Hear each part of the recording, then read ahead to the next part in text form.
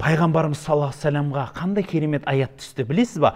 Ол аятты Құран-ы Кәримде неге айтып жат күйінде қалды білесіз ба? Жәбірейіл алейхиссалам айтуына болар еді ғой, сол күйі үндемей. Мысалы пайғамбарымыз саллаллаху алейхи вассаламға Құран түсетін да, соны ұмыт қалмайшы деп пайғамбарымыз саллаллаху алейхи вассалам қайталайтын. Құран түседі, ол кісі қайталайды. Құран түседі, қайталайды. Сонда Алла тағала айтты: "Уәлә тастажил лисанака литаджала бих". Сен асығып менің артымнан Құранды қайталамай-ақ қой дейді. Біз саған оқытамыз, көкірегіңе саламыз, уайымдама дейді. Бірақ осы нәрсені бар ғой, пайғамбарымызға Құранға түсіріп, біз қияметке шейін оқитын қылмаса болар еді ғой. Жай ғана уахи қылып, немесе Жәбірейіл келіп, сен денеңді бос ұстап тұр, ол денені бос ұстауды ше, ең бірінші аяттақ үйреніп алды о кісі. Ең бірінші аят қалай түсті? Иқра деп түсті, оқы деді. Енді сол кезді мен бір айта кетейінші тез-тез.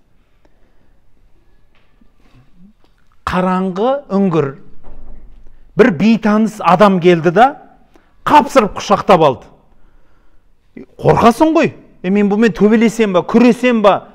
Қандай заман ол, Бұл кім, неге құшақтайды мені? Сөйтті да оқы деді. Оқы дейін десең, алдыңда қағаз жоқ. Мен оқуды білмеймін дейді. Тағы қысты да оқы дейді. Не оқимын дегендей қылады ғой мен. Не оқимын? Мә ақра. Мә әна биқариин дейді. Мен оқи білмеймін. Не оқимын мен? Сосын барып, үшінші рет оқы деп қысқанда барып түсінді да. Ол айтады, мен қайталаймын. Тырысудың қажеті жоқ та. Құранның аяты солай түсті. Содан пайғамбарымыз саллаллаху алейхи вассалам 5 аят сосын барып түсті.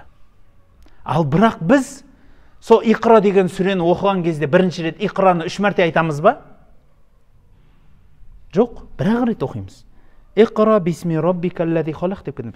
Әлде біреулеріңіз сөйтіп оқисыздар ма? Иқра бисми раббикаллази деп оқисыздар ма? Жоқ. Өйтіп оқылмады. Аяттың өзі сөйтті, бірақ анау кісі тырысып баратқаннан кейін оқы деген сөздер ол Құранның аяты емес еді. Ол пайғамбарымыз саллаллаху алейхи вассаламға бұйрық еді. Егер ол Құранның аяты болғанда, ол бізге оқылуы керек еді. Түсінікті ғой, Қалай болса да оқылуымыз керек еді. Біз оқымаймыз ба? Пайғамбар оқуға бұйырмады ма? Ендеше ол Құранның аяттары емес. Ол пайғамбарымызға денеңді бос ұста деген бұйрық еді. Саған жаңадан білім келді. Тырыспа.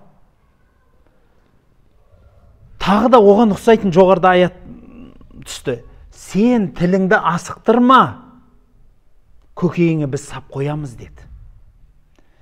Ол Құран-ы Кәримді Алла тағала пайғамбарымызға жаттатуы, оны сақтатуы өзінің мойнына алды, жақсы. Бірақ түптің түбінде Құранның өзі, қанша осы қарилардан сұраңыздаршы, сенің аузыңа Құранды кім алып келеді деп. Егер мен оны өзім шығарам десе, ол сауатсыз адам. Тіпті ол иманын дұрыстасын. Ол Құдайға деген жақын адам емес ол. Шын адам, шын Құранды жаттаған адам айтады, мені Алла тағала аузыма нәсіп қылған нәрсені оқимын дейді. Өйткені қанша адамды көрген мен. Судырап тұрған қарилар оқы деген кезде оқи алмайтын. Аузына бір аят түспеген адамдар болған. Неге? Өйткені оны салатын сізге Алла тағала. Уайымдамау керек, қысылмау керек. Бұның бәрін қайда айтқым келеді, құрметті жақсылар?